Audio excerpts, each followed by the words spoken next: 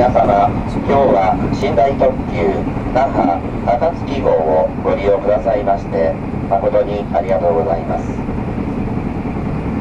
後ろにつないでおります1号車から4号車の那覇号は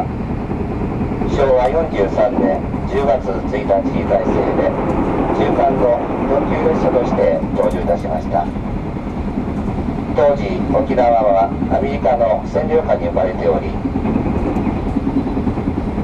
その時沖縄の新聞琉球新報が沖縄の本土復帰を願い、本土に沖縄名の列車を走らせようというキャンペーンで県内外から5211通の中から選ばれたもので、もちろん沖縄那覇市が主例となっております。沖縄の日本復帰の願いを込めて命名された列車です。前につないでおります暁号の起源は日本占領下の朝鮮半島に遡り、現在のソウル・プサン間を約7時間でつなぐ特急として開業いたしましたが、日本の敗戦が両国にのみに従い姿を消しました。その後1958年に東海地方を走る夜行急行として復活いたしましたが、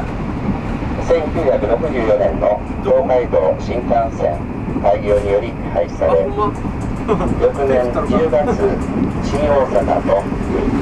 長崎西鹿児島間を結ぶ寝台特急として再登場いたしました。動く高級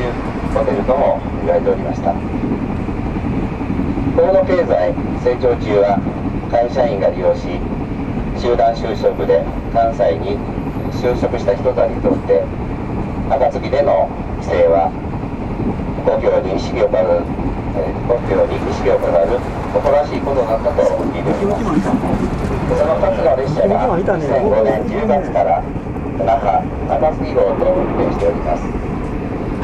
私事ではありますが、約18年間新大阪西鹿児島間の運転の時より那覇号に乗務いたしております。その間、ちょうど今自分のこの春の時期、夢と希望に満ち溢れ、関西などに就職されます新社会人で、またあるいは進学のため東京を離れる学生さんをホームで見送るご両親や祖父母の涙を幾度か見たことがあります。でまた乗り合わせで初めて会った人同士が何時間も語り合うなど、新幹線にも飛行機にもない寝台特急ならではの旅の醍醐味やまたドラマがあったのではないかと思います。しかし今の時代の流れによりまして、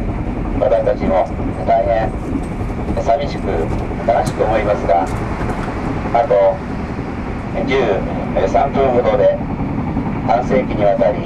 一時代を築いてまいりました、また走り続けてまいりました寝台特急那覇暁号は引退の時を迎えようとしております。